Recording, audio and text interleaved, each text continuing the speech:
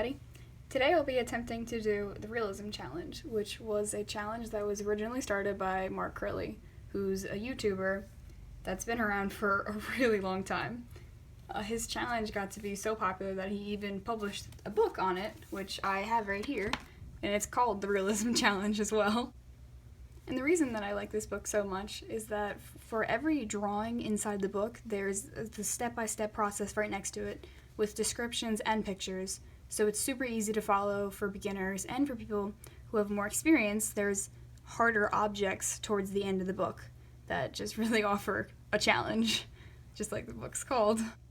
I've had this book for a while now, but this is the first time that I've ever attempted to do the Realism Challenge, so no promises, but with that being said, let's get on to it. So to begin, I just started measuring some of the dimensions of the nail polish bottle, which was actually trickier than I thought it would be, because obviously the nail polish bottle is a 3D object which pops off the page quite a bit, and to transfer a measurement from the rounded surface of the top and the bottle part was just tricky to get it right on the page and get it right. And as the drawing progresses, I ended up messing up the measurements a little bit anyway. The drawing ended up being a little bit larger than the actual object, which, I mean, I guess I'm okay with it, because this was the first time I was trying this, and I wasn't expecting perfection, let's be honest. So, as I kept going, I just tried to keep the sketch light, but that didn't end up coming out that light anyway. But that's alright, because towards the end of the drawing, I outlined it in a darker pencil anyway, because it just made it look a little more, popped off the page. And, yeah, it worked out in the end. In my opinion, the hardest part about this challenge was keeping the right angle for the drawing, because you had to draw what the camera sees, not what you see. So my eyes, I saw the nail polish bottle completely differently, but in order to complete the challenge correctly and have it look the way I wanted it to, I needed to keep the drawing the exact same way that the camera picks up the bottle, which also means that I had to draw the highlights and everything exactly the same as it was in the bottle, which was even harder, because every time I moved my hand, the highlight on the side of the bottle would disappear. So while I was trying to draw it, I couldn't see it from the camera lens.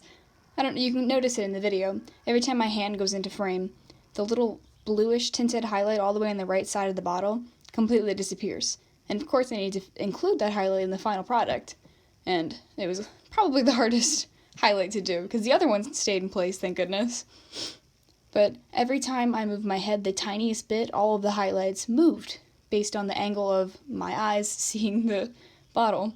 So I found myself with my head straight over the camera the entire time, and I was watching the camera more than I was the paper, since that's the easiest way to see if the product's coming out correctly.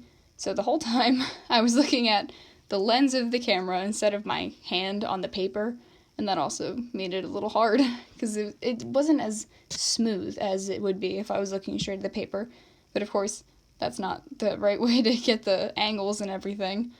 So throughout the entire drawing, I used Copic markers in the beginning, and then I went in with some regular graphite pencils, and for all the highlights I used a Jelly Roll gel pen, which worked very nicely over top of the marker and the pencil.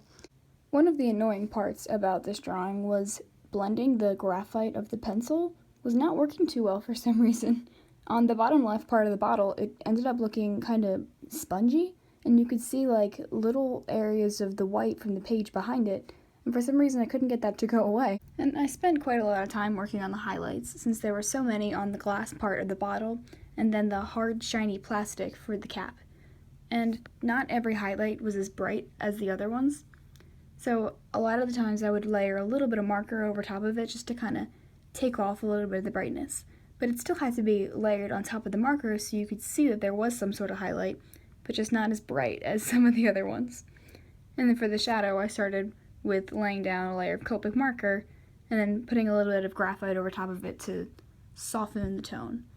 To wrap up this drawing, I went back in and added the final highlights with my white gel pen, and I added some more black to the edges of the cap using a Pigma Micron fine liner.